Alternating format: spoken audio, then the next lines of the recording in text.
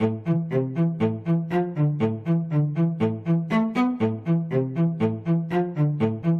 the seven angels which had the seven trumpets prepared themselves to sound. Now, brethren and sisters, this 8th chapter that we're going to be considering both this morning and tomorrow morning, notwithstanding the amazing detail and notwithstanding, brothers and sisters, the richness of the drama that is presented in this chapter, nevertheless, there is an amazing, wonderful encouragement that comes out of this chapter. And that encouragement is this, is that all of these events that take place in both chapter 8 and also swinging into chapter 9 are the direct result of God's response to the prayers of the saints. And that is so very encouraging. And so we've already had it, of course, in the 5th seal in Revelation chapter 6, where our brothers and sisters cried from under the altar, "How long, O Lord, holy and true, will this go on?" And that, of course, was then answered as the 6th seal came and the great earthquake shook the world, and that Edict of Milan was issued in 313. Respite to our brothers and sisters, albeit brief, nevertheless the answer was there. And similarly, we find in this chapter, all the events that take place are the answer, God ever listening to the prayers of His saints. And so we pick up the record, of course, in verse 3 of Revelation chapter 8, and we read these words. "And another angel came and stood at the altar, having a golden censer." Now there are two altars in this verse, brothers and sisters. So here we have in verse 3, an angel comes and stands at the altar of burnt offering, at the brazen altar. And he had a golden censer in his hand, and there was given unto him much incense, that he should offer it with the prayers of the saints upon the other altar, of course, which was the golden altar, which was before the throne. Now, brothers and sisters, we need to understand what John is seeing. We need to get the picture of what he's seeing.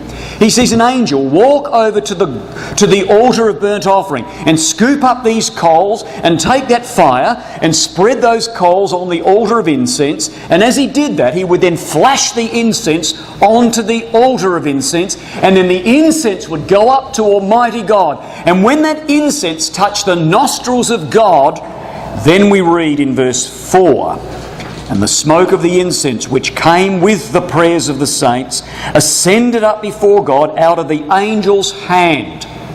And soon as that happened, the angel took the censer, filled it with the same fire." So the fire that ignited the prayer, the fire that inspired the prayer, was used, brothers and sisters, and hurtled back to the world.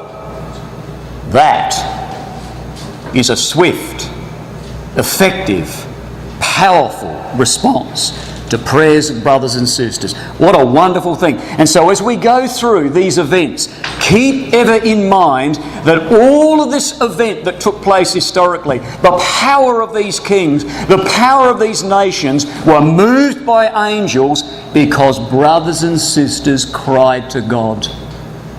That's how powerful our prayers are today. Don't think that when we pray to our Heavenly Father, He can't move mountains, brothers and sisters. He moved them all right, as we shall see. In fact, there was one mountain that He moved, and it was ripped out of the ground and thrown into the sea and set on fire.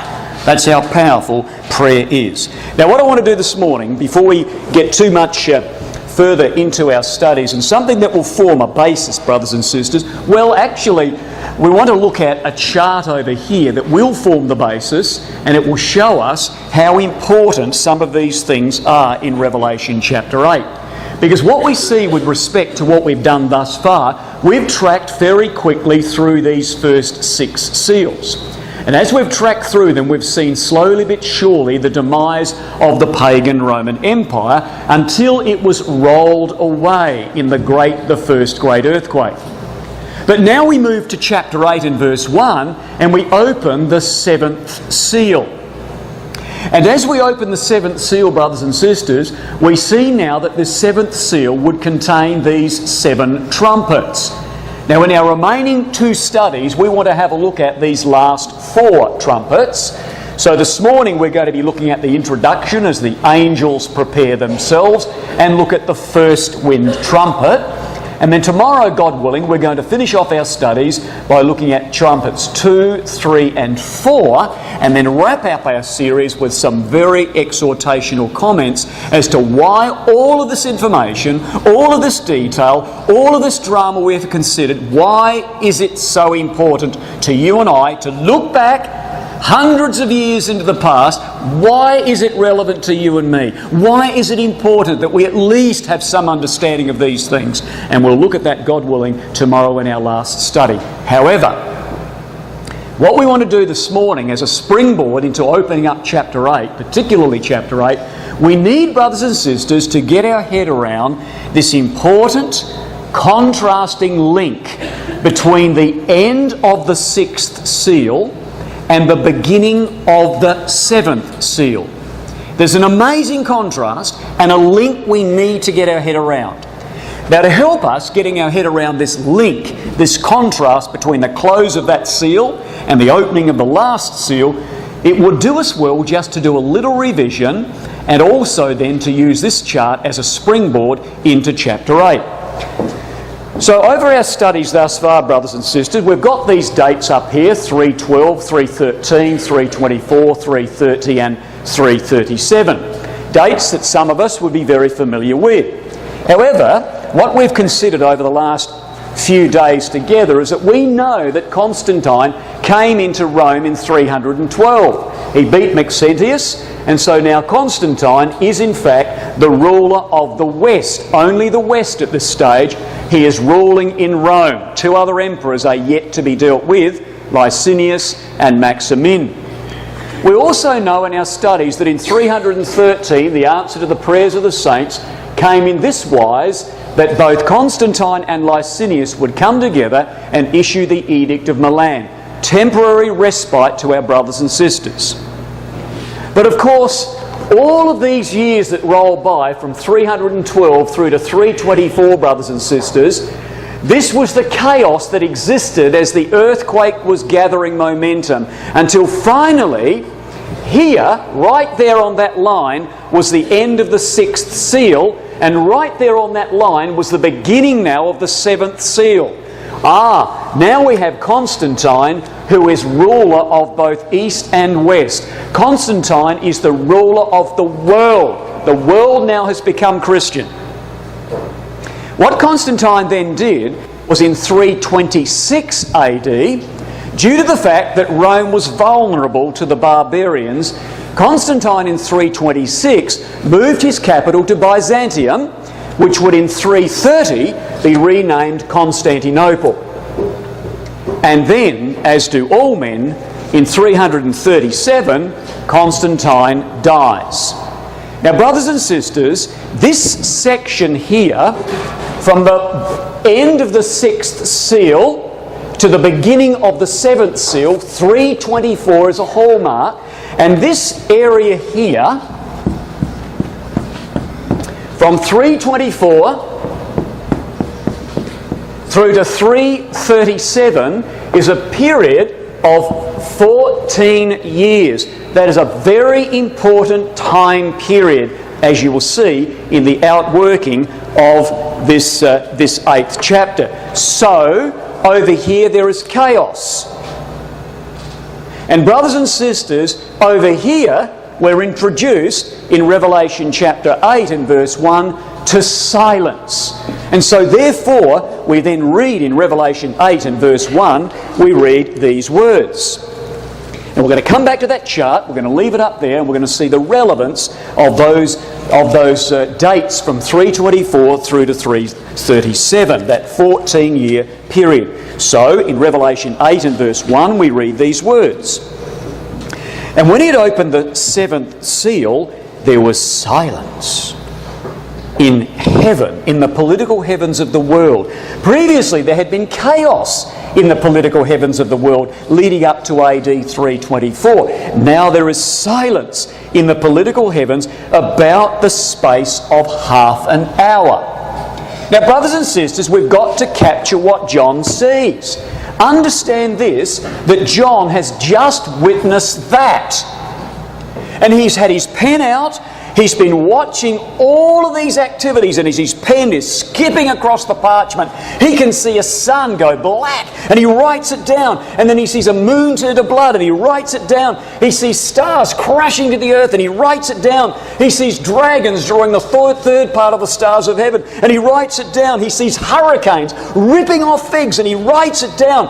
It is awfully active prone, brothers and sisters. The colour is vivid, the noise is deafening, and the activity is frenetic. And there is heart-stopping stuff going on here, let me tell you. Was John perspiring? Well, I think I would be as I was writing this. And all of a sudden, brothers and sisters, as John flips his parchment over, ready to write some more things, all this drama that's going on, all of a sudden it goes woof! And there's nothing. Absolutely nothing. His pen's poised. He's waiting. He leans forward. He can't hear a thing. There's nothing. Stone silence. And there's the contrast between chaos and silence. And as he leans, brothers and sisters, he's waiting to write, but nothing. A minute goes by. 2 minutes go by. 3 minutes go by. And as he turns around, he sees in this stone silence 7 angels. Like that. And in their hands, brothers and sisters, these 7 angels have got 7 trumpets. Can you see the contrast? In stone silence, there are these 7 angels with 7 trumpets. And I tell you this, brothers and sisters, by the time they put their trumpets, each of them in turn to their lips, block your ears, John, there is going to be an ear-shattering blast as each trumpet is blown, and judgment successively now comes upon the Christian empire in turn. What an amazing thing, brothers and sisters, with respect to this. Now we need to just get our head around this section of this silence in heaven in contrast to the chaos. There is the result, we might say, of the angels which blow their trumpets. Particularly the 4 wind trumpets, which we're going to have a look at. Now, when you look at that map there on the screen, we've got there the Western Empire begins to be eclipsed, particularly and more accurately, begins to be eclipsed in 476 AD. But here is a map that shows the barbarian kingdoms of 526 AD. And when you look at that, that is the end result, of the events of chapter 8 of Revelation. That's why the angels have blown their trumpets. Now you look at that map there and you go, where are these great Christian Catholic emperors of the Western Empire? Where are they? They're not there. Oh, I can see Visigoths. I can see Franks. I can see Burgundians. I can see Ostrogoths. I can see Vandals down there. There is no Western Roman Empire. It has been engulfed by barbaric kingdoms.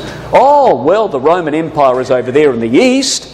That's still intact and would remain so for another 1,000 years or so before the Turks in 1453 would then bring judgment on that eastern part. But there, brothers and sisters, is the effect of Revelation chapter 8. Now we need to get our head around this section here of there was silence in the political heavens with the rule of Constantine as the sole emperor over the world, and then until the time that Constantine dies. Now, this probably would be... No, I won't say that because that'll set the scene, and you don't want to set scenes if you don't want the scene to be the way you want it set, so there's no setting of scenes, if you know what I mean. If you haven't had coffee, that won't mean anything to you. Coffee probably may help or it may not. All right, brothers and sisters, we have Revelation chapter 8 opening, and Revelation 8 opens with this sentence. There was silence in heaven for about the space of half an hour. Political heavens, we're talking about all the political events that took place over in there in the 6th seal, and this spins over into the 7th seal of Revelation 8. Now John listens. He hears nothing, and there is silence for this half an hour. Now let's just for a few minutes explore this time period. Let's make a statement as we endeavour to show this to you. The first statement that we make, brothers and sisters, as we try to unravel what this half an hour means. A half an hour. What does that mean? Is it literal? Of course it's not. It's symbolic of a time period. How do we extrapolate that? Well, we know there are 12 hours in a Jewish day. I don't have to say that. The Lord Jesus Christ said that, because in John chapter 11 and verse 9, Jesus said, "Are there not 12 hours in a day?" So in a Jewish day, it started at 6 a.m. and it concluded at 6 p.m. And then there were 12 hours in a Jewish night, from 6 p.m. through to 6 a.m. We'll also read, for instance, in Luke 23 and verse 44, "And there was about the 6th hour, and there was darkness over the earth until the 9th hour." How are you going there, Tim? Can you see around this whiteboard? I can't. I'm having trouble. Let me just move this out the way. All right, that's better. And we read these words with respect to Luke 23 and 44. It was about the 6th hour, midday, taken from 6 a.m., the beginning of the Jewish day. So midday there was darkness, and we know that our Lord Jesus Christ died at 3 p.m., the 9th hour. So these two verses substantiate that there are in fact 12 hours in a Jewish day. We're heading to try and figure out what this half an hour means. Now, that being the case, we therefore, brothers and sisters, know that 1 hour is 1/12 of a day. It's pretty straightforward.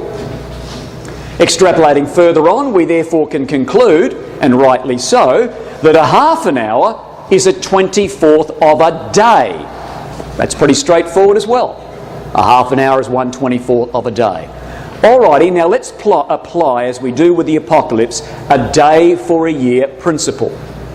And we have got many quotations that substantiate that we can use this day for a year principle to determine time periods in the book of Revelation.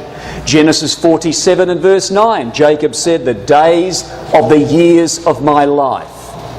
We also know that in Numbers 14 and verse 34, Israel wandered in the wilderness 1 year for each day that the spies spied out the land.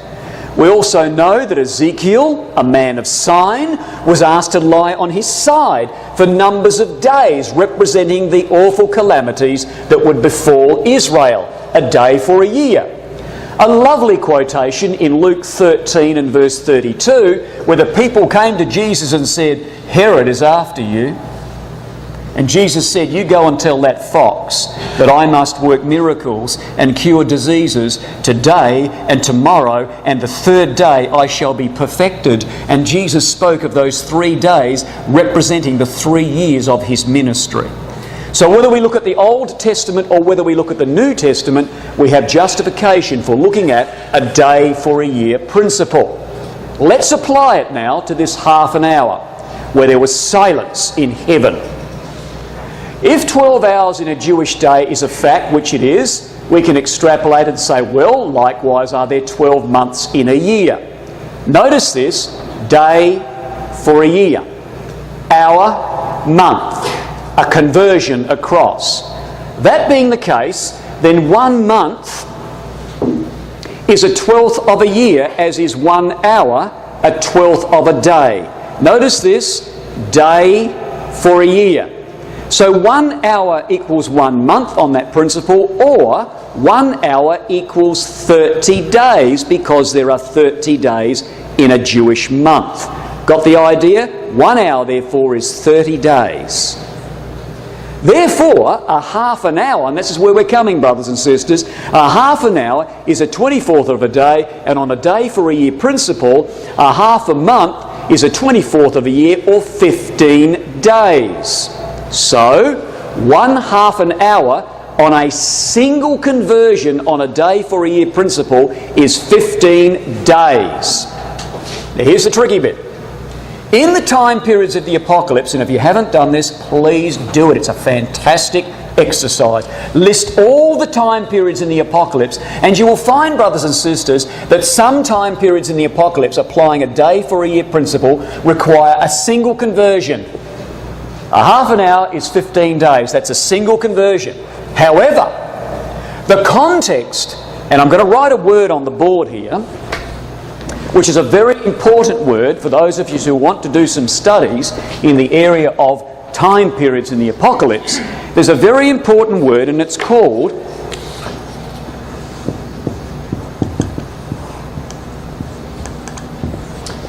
decorum. And there's this thing in the book of Revelation that is a principle known as the decorum of the symbol. So when you look at time periods in the book of Revelation, brothers and sisters, some of the time periods require one single conversion. Other time periods require a double conversion. You convert once and then you convert again. It's like zip filing and zip filing to fulfill the appropriateness of decorum. And decorum is appropriateness of behaviour. And I want to show you that very quickly, simply I think. But if nothing else, it triggers questions in your mind. Go and study it. Go and do something. Look at it. Challenge it if we will, but do it, brothers and sisters. You will be enriched and you will be rewarded. Now here is where we do a double conversion. A half an hour is 15 days, a single conversion. We convert again and we turn the days into years. And therefore we say 15 days equals 15 years. We've gone convert, convert. Are we stretching this? Is this a rubber band that we're pulling back and forth to suit ourselves? No, brothers and sisters, there's an appropriate decorum here. Now I'll give you a little challenge. We're not too far in our studies. Here's the challenge. If we in this time period, just taking a day for a year and things are trotting along nice and simply, and we just said, I'll singly convert, because that's the process of a day for a year, and we were to singly convert and say there was silence in heaven for about the space of half an hour, if it was a single conversion, and we're looking at this period, which it is 14 years. In this instance, we've got 15, and I'll show you why we go 15 to 14.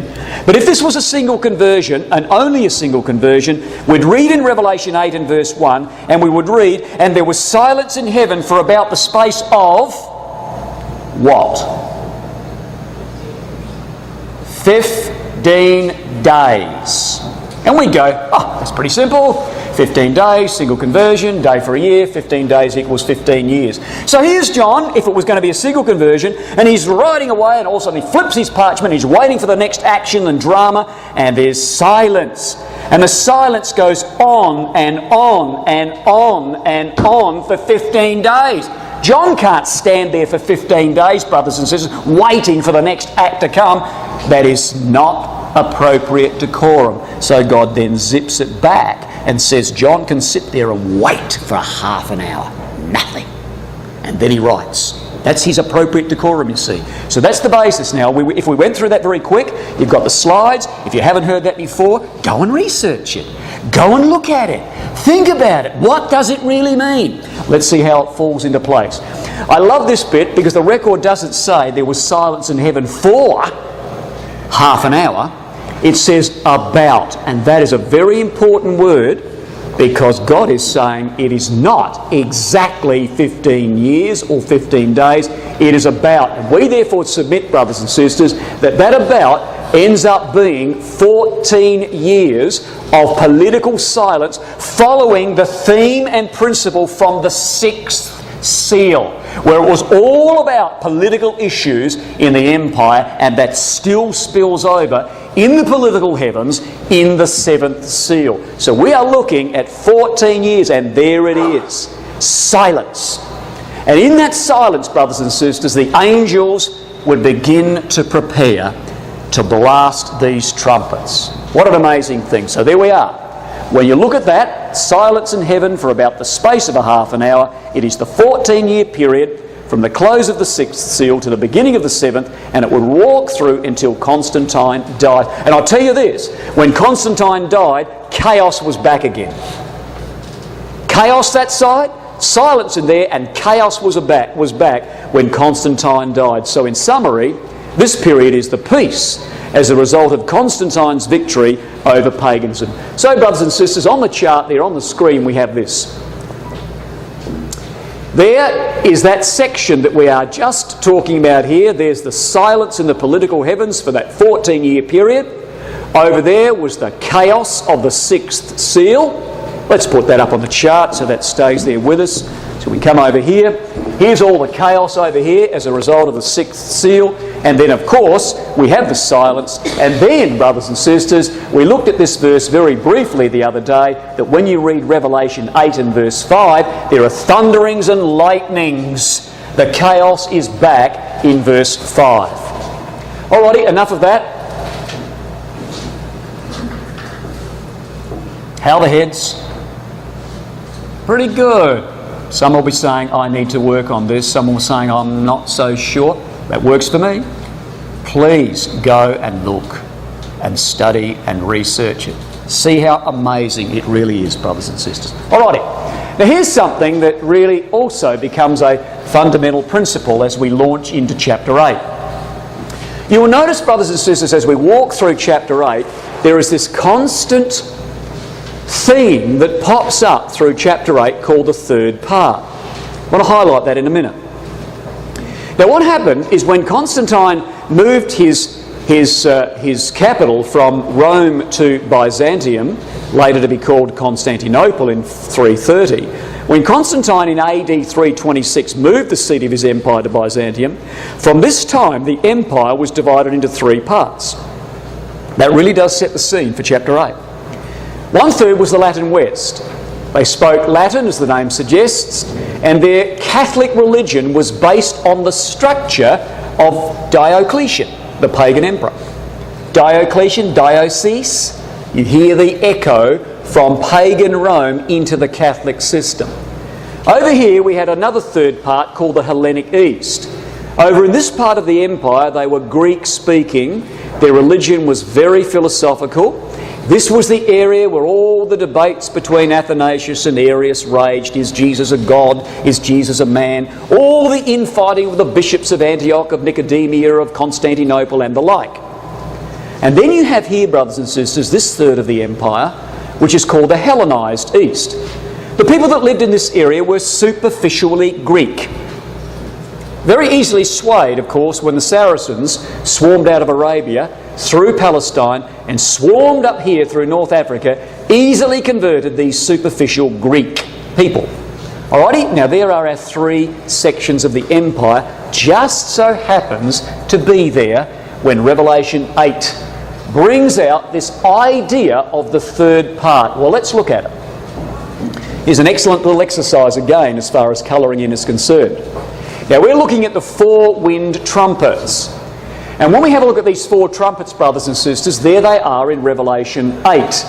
The first wind trumpet is there in verse 7. The second wind trumpet is there in verse 8. Likewise, the third wind trumpet in verse 10. And our fourth wind trumpet is there in verse 12. Now notice the consistent emphasis of the third part. What we have in verse 1 is there is a third part of the trees that are going to be burnt up. Now remember, the empire is divided into three parts. When you come to the second wind trumpet, you also see three times used, fire was cast into the sea and a third part of the sea became blood, whatever that means. We'll see that tomorrow. And a third part of the creatures which were in the sea and had life died. And a third part of the ships were destroyed. Again, the emphasis of the third part pops up in verse 10 and 11. So now we've got in verse 10 the third wind trumpet, that a third part of the rivers and waters became, well, they were smitten with this meteor that would fly across the heavens. And then in verse 11, we've got, and the third part of the waters became wormwood. Again, in verse 12, in the fourth wind trumpet, now be careful with this one. In the fourth trumpet, in verse 12, we've got the fourth angel sounded, and a third part of the sun was smitten. A third part of the moon also was smitten, and a third part of them was darkened. Now be careful, stop there with that one, and don't colour the last little section where it says, and a third part of it, and the night likewise. The reason you don't colour in that last little section is because that's the time period that this part of the empire was eclipsed. A third part of it was eclipsed, a third part of it was eclipsed, a third part of it was eclipsed for a period of a third part of the day and a third part of the night. Don't get worried about that. We'll talk about that tomorrow. All we need to understand, brothers and sisters, is this section of chapter 8 where it talks about a third. Each of these four wind trumpets are blown, and they are particularly and specifically and peculiarly judging the Latin West only. So all the way through chapter 8, it is four barbaric empires, or four barbaric kings I should say, that would come and do their bit by decimating the Latin West. When you spin across into chapter 9, you're introduced at the end of chapter 8 by 3 more trumpets. Woe, trumpet 1, woe, woe, woe. So 3 woe trumpets come in, and these 3 woe trumpets find their place in chapter 9 and chapter 11. See how this idea of a third part continues across. So we've got the first woe trumpet, or the 5th trumpet, here beginning in verse 1 of chapter 9. And this would be Muhammad, and this would be the Saracens. And they, brothers and sisters, would come and lop off that third of the empire. They would decimate the Hellenized East. It then spins across in the latter part of chapter 9, where we see now the 6th trumpet, or the second woe trumpet as it is, and again look at the expression, the third part. Verse 15, to slay the third part of men. Verse 18, by these 3, smoke, fire and brimstone, was a third part of men killed. And so, brothers and sisters, you've now got the last third part of the empire that's lopped off. So God systematically, in turn, lops off each 1/3 of the empire as these trumpets blow on the Christian Roman world. What an amazing thing. Now you're going to get those slides, of course, in colour like that, and they'll have all the fades and pop-ups and what have you. So if we didn't quite all get that down, then you can certainly get that when you, if you so desire, get the memory stick. Alrighty, brothers and sisters, the 7 angels prepared themselves to sound. Now this is a very important expression. They prepared themselves to sound. Now we need barbarians pressed against the border of the Rhine River, the boundary of the Roman Empire, and we need barbarians pressed against the River Danube for these events of chapter 8 to be fulfilled, you see. And this preparation of these barbarians being squeezed, oh yes, in years and years gone by, barbarians had had incursions over the border, they jumped over the border and then jumped back again. But now they're going to be squeezed, not only come down as hunters, but some of these barbarians are going to come down as refugees and plead to the Romans to help us. And can we come across the border? Well, the preparation, brothers and sisters, was instigated through the Huns. And the Huns, the experts tell us, they're not really sure whether they came way from the dynasties of China and were forced across, or whether they came from the steppes of Siberia. They certainly came from way over here in the east. And these Huns, coming from the steppes, the non-mountainous, the non-forested grasslands of the steppes of Siberia, would enter into a migration that Germans call the Völkerwanderer. And as they moved, this would be the wanderings of the people. This would be the wanderings of the Huns. And nobody liked the Huns. All the other barbarians, the Visigoths, the Ostrogoths, the Alans, the Burgundians, and even the Romans, were frightened of the Huns, brothers and sisters. And as the Huns moved westward, they were pushing and forcing the other German barbarians to also migrate and press against the border of the Roman Empire. Now Fisher, in his book, The Geography of Europe, or the History of Europe, on page 111, says this about the Huns. He says they were a wild Mongolian people riding on stout ponies out of Central Asia in the latter part of the 4th century. These Mongolian people made their way over the steppes into southeastern Europe, slaying and plundering as they rode these ugly, merciless creatures known as the Huns. You know, brothers and sisters, I picked up a book and it didn't call the Huns humans, it called them dwarf-like creatures with dwarf-like frames on skinny legs. Didn't even call them humans. So these are dwarf-like framed, skinny-legged creatures, you see. And what these Huns used to do, brothers and sisters, is as teenage boys, the Huns used to get knives and sharp rocks and scar their faces so that they wouldn't grow beards when they got older. And when they rode into battle, they used to wear rat skin helmets. So you've got these dwarf-like frames on skinny legs with scarred faces and rat skin helmets. Oh, would you be scared of the Huns? I would be scared of the Huns, brothers and sisters. And the record says in history that the Alans, the Ostrogoths and the Visigoths felt, well, before we go any further, let's just clear this one up. All of us, well, some of us, maybe none of us, the Ostrogoths and the Visigoths, now they're all Goths. They all come from Gotenland. So in case you haven't read it in history or read Asterix, which would probably help you out, you do learn a bit of history, let me tell you, from Asterix, you know. So cut your teeth on Asterix to start with. You know, brothers and sisters, the Visigoths. Now, again, you've got to have I know there's a couple of German brothers and sisters here, so please forgive me. So for a Visigoth, you want to know the difference. Well, a Visigoth, you're German. Oh, you're from the West. West. Oh, you're a Westengoth, a Visigoth. So they're Western Goths, you see. Now the Ostrogoths, oh, you're from the East, you're Eastern. So we've got Eastern Goths and we've got Western Goths. Now here come the Huns. So the Alans and the Ostrogoths and the Visigoths felt successively the force of a thrust, spreading tremors through the whole German world, leading to those great but obscurely chronicled movements of the German peoples, which for a time submerged Gaul, Britain, Spain, Africa and Italy. Brothers and sisters, the Huns are coming.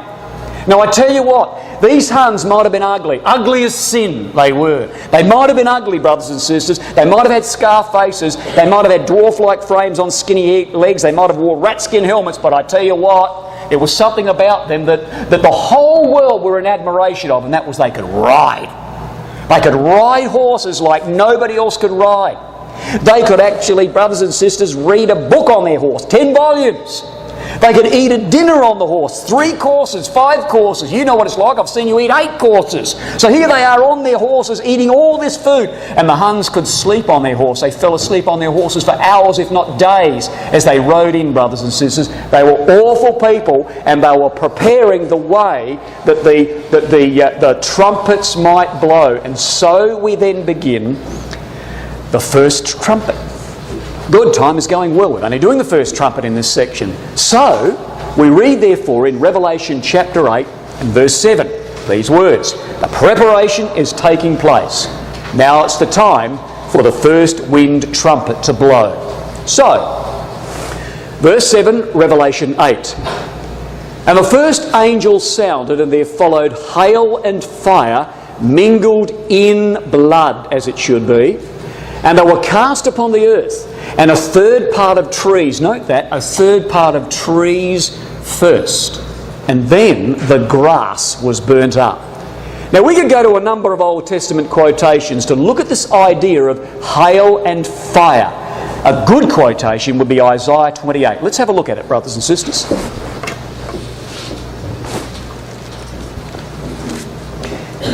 Now, as we turn up Isaiah 28, I want to impress you with this one fact. In Revelation 8 and verse 7, we have the first time that God is bringing judgment on Christian Rome. The first time we have judgment on Christian Rome, Babylon the Great. Babylon. Now, with that in mind, Isaiah 28. Awful chapter, an awful chapter and an awful calamity that would befall Israel. And so we come to Isaiah 28 and we read these words. Verse 2. Behold, the Lord hath a mighty and strong one, which as a tempest of hail, there's our expression, and a destroying storm, as a flood of mighty waters overflowing, shall cast down to the earth with the hand. Now here, brothers and sisters, we've got a hailstorm. God is going to bring hail. God is going to bring war, judgment to the 10 tribes of the north through the king of Assyria. Why? What had Israel done that was so bad that required a hailstorm to be thrown down upon his people Israel? What had they done? Well, quite frankly, brothers and sisters, they were drunk. And because they were drunk, they were ignorant. Oh, you picked that up in verse 8. All tables are full of vomit and filthiness, so there is no place clean. Whom shall he teach knowledge? These people, brothers and sisters, are ignorant. Knowledge? Don't give me knowledge. And he looks out and he sees tables full of vomit. Who's going to teach knowledge? Who will understand the doctrine? Mature men and women. Not babies, those that are weaned from the milk and drawn from the breast. And God looks down from heaven and He sees an immature family of God.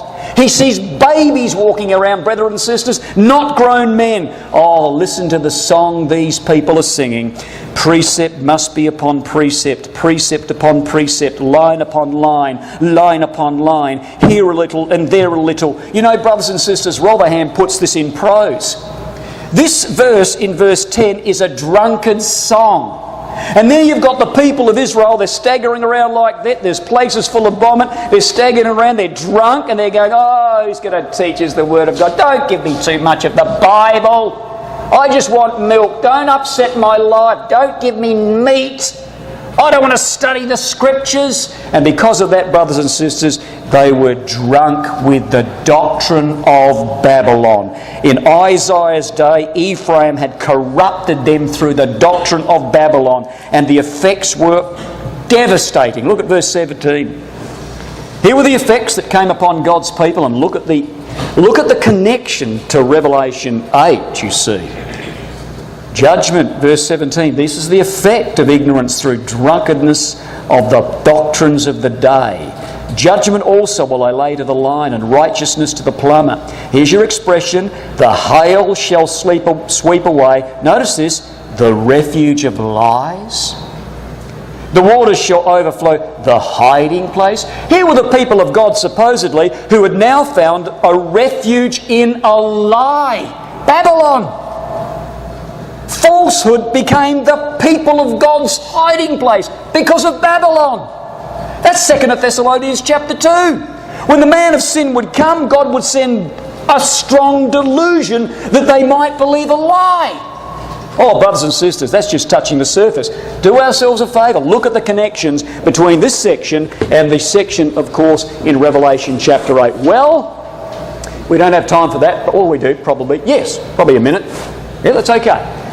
When this destruction would come, brothers and sisters, through, in this first instance, Alaric and his band of Visigoths, as we'll show you in about a 3-minute jaunt through history, this third part of the trees, a third part of the Latin Empire, trees, brothers and sisters, are elevated vegetation. Grass, all people are as the grass. So we've now got here in symbol, and we can justify that by looking at Judges 9, which we will briefly mention.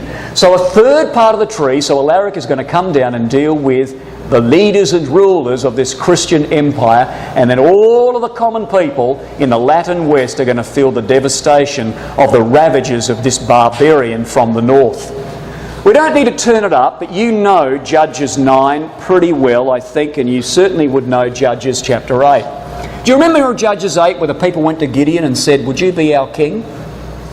Gideon said, "No, I won't be your king. I will nourish you, but I won't be your king."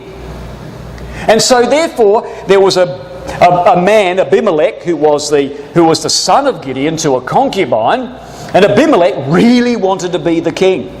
And he got hold of this mob of cutthroats and brigands, and he went and he slew these 70 sons, his 70 half-brothers. Do you know the story in Judges chapter 9? But of course Jotham, the youngest son of Gideon, escaped.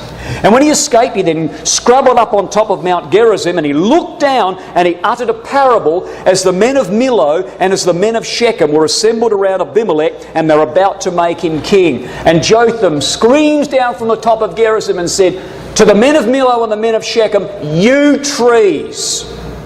He calls them, who had responsibility to elect a king, he calls them trees.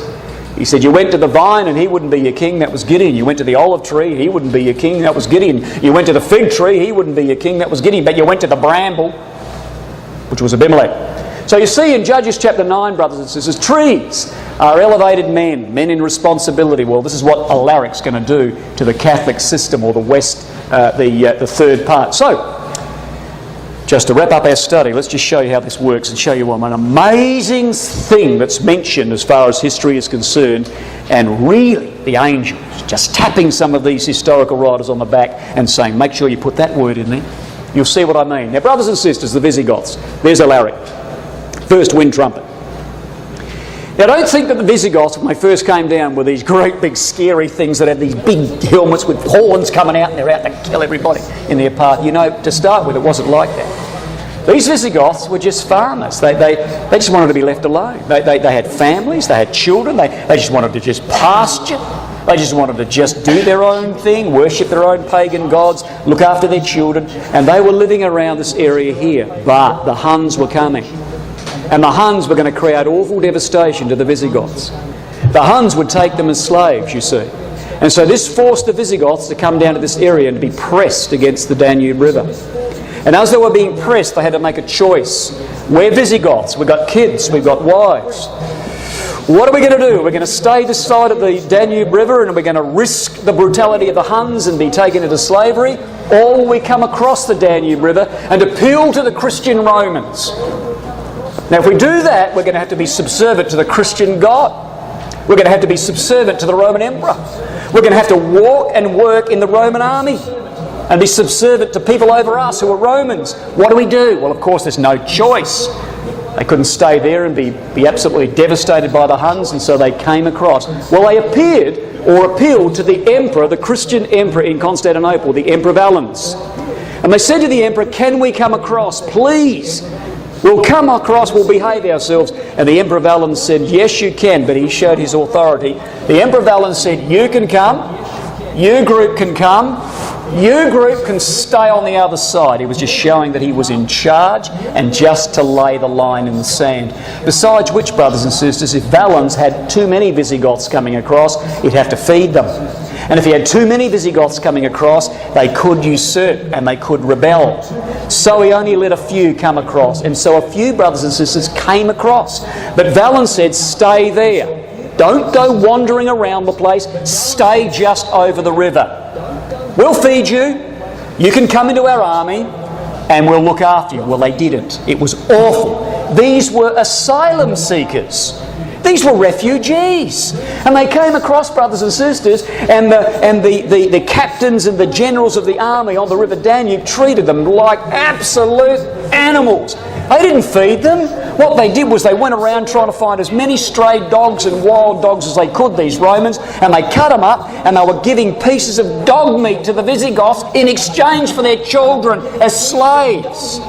You don't do that to barbarians. It won't work all the time. And so what happened, brothers and sisters, the Visigoths revolted. And a hungry person fighting is a very, very potent warrior. And so they fought a battle and Valens went to war and Valens was killed. And the world held their breath because here was the most devastating defeat of the Roman army at the hand of the Visigoths. Well, Valens went and in came the great general Theodosius, brothers and sisters. And Theodosius struck a bargain with the Visigoths. He said, here you go, I'll give you that territory up there. There's your concentration camp, stay there. That did not work. Theodosius died and his two sons, respectively, Arcadius in Constantinople, Honorius in Rome, took their roles as rulers. And Arcadius said to the Visigoths, there's a pay cut in the army. Any Visigoth soldier, money's cut.